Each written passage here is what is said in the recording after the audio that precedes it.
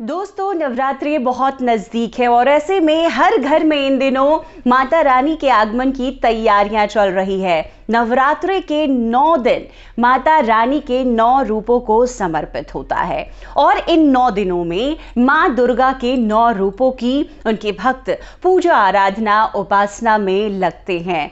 हम पूरे 9 दिन माता की पूजा पूरे विधि विधान के अनुसार करते हैं, तमाम नियमों का पालन करते हैं जो शास्त्रों में वर्णित है। नवरात्रों में दोस्तों कुछ खास नियम होते हैं जो हमें पालन करने चाहिए, क्योंकि ऐसा माना जाता है माता रानी जिन घर में नवरात्रों में पधारती हैं, जो लोग स्थापित करते हैं या जो लोग नहीं भी करते हैं, माता की पूजा आराधना में रहते हैं, उन पर माता की कृपा बनी रहती है साल भर। माता उनकी समस्त मनोकामनाएं पूरी करती है। ऐसे में माता रानी को खुश करने के लिए उनके आगमन के बाद, उनके आह्वान के बाद हमें कुछ नियमों का पालन जरूर करना चाहिए। शास्त्रों में वर्णित है ये नियम, अगर ऐसा हम करते हैं तो माता रानी हमारे जीवन से सभी परेशानियां दूर करती हैं। जो भी हमारे मन में मनोकामना है, इच्छा है, वो माता रानी जरूर पूर्ण करती है। तो दोस्तों, आज इस वीडियो में मैं आपको बताने जा रही हूं कि नवरात्र के 9 दिनों में हमें किन नियमों का पालन करना चाहिए, क्या वो गलती है जो हमें भूल कर नहीं करनी चाहिए। नवरात्र के 9 दिनों में हमें नहीं करने वाले जो भी कार्य हैं वो इस वीडियो में मैं आपको पूर्णता से बता रही हूं। जरूर ध्यान रखें, तभी माता रानी की जो पूरी कृपा होगी आप पर होगी और माता रानी आपकी समस्त मनोकामनाएं पूरी करेंगी। वीडियो पसंद आए तो जरूर लाइक करें, कमेंट कर कोई और अन्य जानकारी चाहिए वो भी आप पूछ सकते हैं। से जुड़े हुए कई वीडियोस मैं बना रही हूं, आपके लिए हर रोज लेकर आ रही हूं, जिसमें कि आप पूरी पूजा विधि देख सकते हैं, उपायों की जानकारी ले सकते हैं। तो ये वीडियोस आपके लिए लाभकारी साबित होंगे। अगर चैनल पर नए आए हैं, इस तरह की जानकारियां पसंद आती है तो चैनल को सब्सक्राइब भी जरूर करें।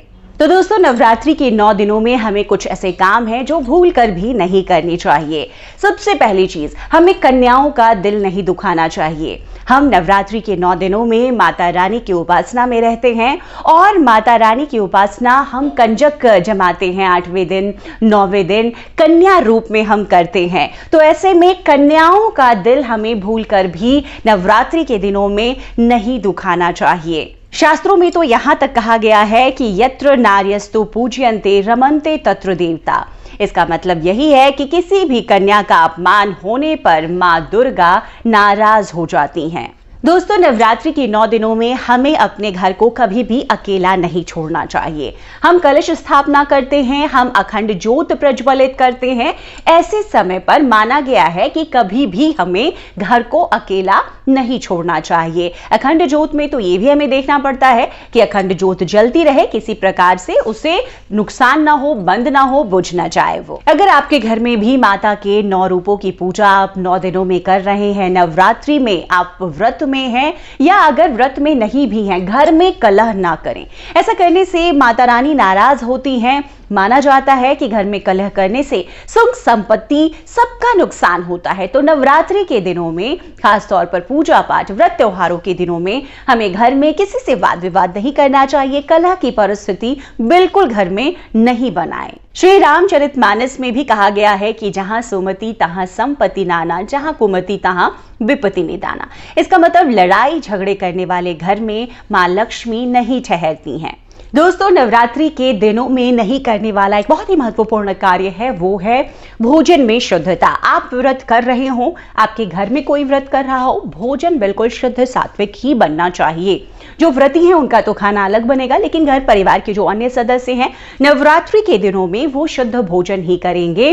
मांसाहार, शराब इत्यादि का सेवन घर के कोई सदस्य बिल्कुल ना करें। इससे माता रानी की कृपा आपके घर पर सदैव बनी रहती है। दोस्तों, नवरात्रि के 9 दिनों में हमें और क्या नहीं करना चाहिए। हमें शेविंग नहीं करानी चाहिए, हमें बाल नहीं कटवाने चाहिए और हमें अपने नाखून भी नहीं काटने चाहिए। नवरात्रि के 9 दिनों में ये सारे कार्य निषेध माने गए हैं, तो इस बात का आप भी बिल्कुल ख्याल रखें।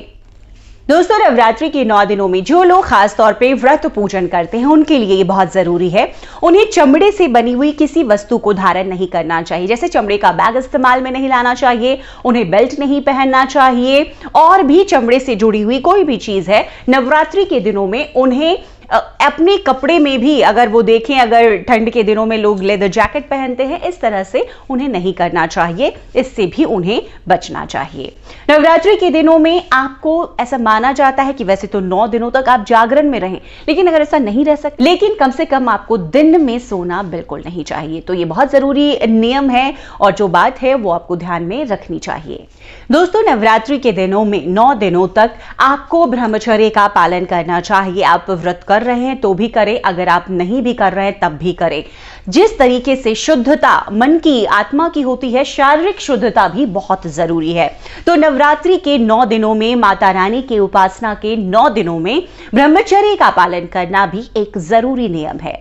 नवरात्रि के 9 दिनों में शुद्ध कपड़े पहनने चाहिए। ऐसा माना जाता है कि आप माता रानी की उपासना में हैं, और लोग आमतौर पर अपने देखा भी होगा कि अगर नवरात्रि का व्रत कर रहे हैं तो कोई ना कोई नया वस्त्र वो व्रत के लिए लाते हैं, जिसमें वो पूजा पाठ करते हैं। लेकिन अगर आप व्रत नहीं भी कर रहे, कोशिश करें कि आप शुद्ध कपड़े नवरात्रि के 9 दिनों तक जरूर पहने। ये छोटी छोटी जानकारियां, ये छोटे छोटे नियम हैं जो बहुत जरूरी हैं, ध्यान रखिए। दोस्तों, नवरात्रि के 9 दिनों में अगर आप व्रत में हैं तो आपके लिए बहुत जरूरी है। कई लोगों को तंबाकू खाने की आदत होती है, वो भी व्रत करते हैं, सभी व्रत करते हैं।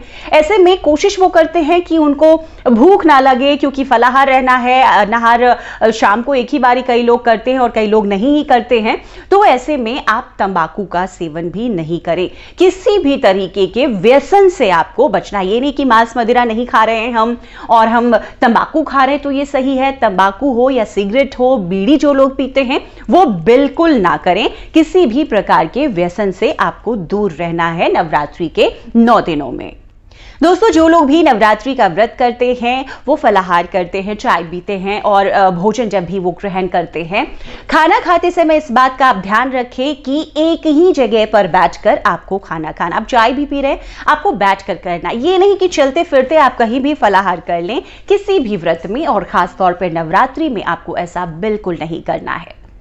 तो दोस्तों, माता रानी की 9 दिनों की उपासना के इन पावन दिनों में हम इन अगर छोटी छोटी बातों की जानकारी रखते हुए इन नियमों का पालन करते हैं तो माता रानी की कृपा सदैव हम पर बनी रहती है। ये जानकारियां आपके लिए जरूर महत्वपूर्ण साबित होगी, ऐसा मैं उम्मीद करती हूं। अगर पसंद आए तो वीडियो को लाइक कीजिए, पसंद आ रहा हो तो आगे दोस्तों परिवारों तक जरूर शेयर कीजिए। कमेंट कर कोई अन्य जानकारी आपको चाहिए वो भी आप पूछ सकते हैं। चैनल पर नए आए हैं तो इसी तरह की जानकारियां, तमाम उपायों को भी मैं लेकर आ रही हूं जो नवरात्रि पर आपको अपनाने चाहिए अपने घर की खुशहाली के लिए, सुख समृद्धि के लिए, तरक्की के लिए। तो जरूर बने रहें और देखते रहें।